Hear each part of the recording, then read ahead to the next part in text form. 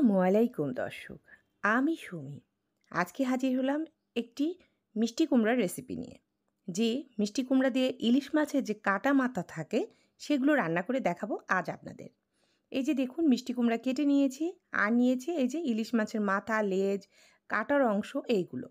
আর এই অংশগুলো কিন্তু আমরা এভাবে খেতে পারি রান্না করে। এখন দিয়ে দিচ্ছি কাঁচামরিচ আর পেঁয়াজ কুচি। খুব সিম্পলভাবে রান্না করব, কিন্তু খেতে হবে অসাধারণ। এর মধ্যে এখন ব্যবহার করব লবণ আর হলুদ। আর কোনো মশলাই কিন্তু এখানে দিব না। শুধু লবণ, হলুদ, কাঁচামরিচ, পেঁয়াজ দিয়ে এই রান্নাটা করব। তাই এটা খেতে হবে অসাধারণ। কারণ আমরা বেশিরভাগ মানুষই খেতে পারি না ইলিশ মাছের কাঁটাগুলো। তো আপনারা যদি এইভাবে রান্না করে খান, খুবই ভালো লাগবে আশা রাখছি। এখন দিয়ে দিলাম পানি। পানি দিয়ে এটাকে ঢেকে দিলাম। এবার চুলাটা জ্বালিয়ে দিব। কারণ পানি দেওয়ার কারণ এটা যাতে সেদ্ধ হয়ে যায় এই জন্য। তো দেখতে পাচ্ছেন ফুটে উঠেছে, এবার একটু নেড়ে দেব, মানে উপর নিচ করে দিব।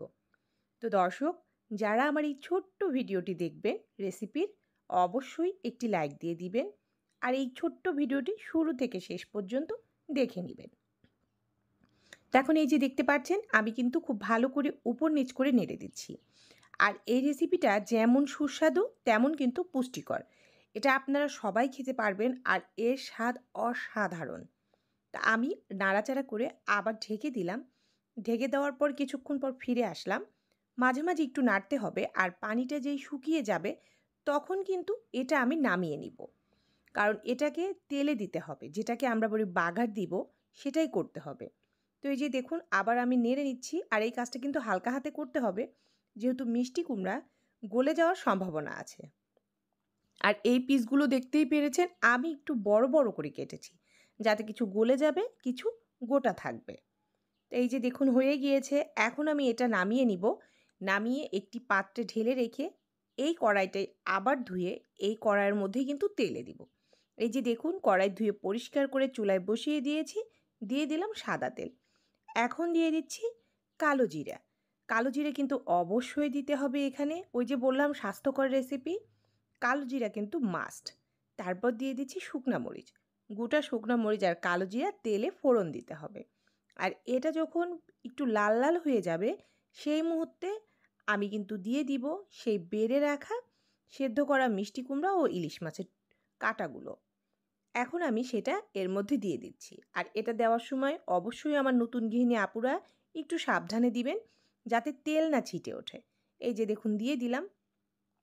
দিয়ে দেওয়ার পর এখন এটা হালকা হাতে খুব ভালোভাবে নেড়েচেড়ে মিশিয়ে নেব।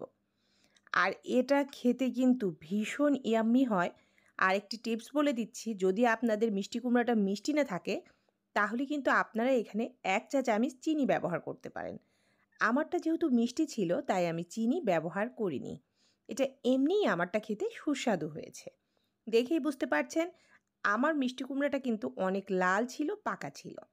এই যে দেখুন নাড়াচাড়া করে দিলাম। ব্যাস, এটা কিন্তু রেডি। বেশি সময় লাগবে না, খুব অল্প সময়ে রান্না করতে ফেলবেন এই সুস্বাদু মিষ্টি কুমড়ার রেসিপি। আমি পরিবেশন করে আপনাদের সামনে দেখিয়ে দিচ্ছি। এই যে দেখুন এর ফাইনাল লুক। তো দর্শক, আমি সুমি বিদায় নিয়ে নিচ্ছি। আল্লাহ হাফেজ। আসসালামু আলাইকুম।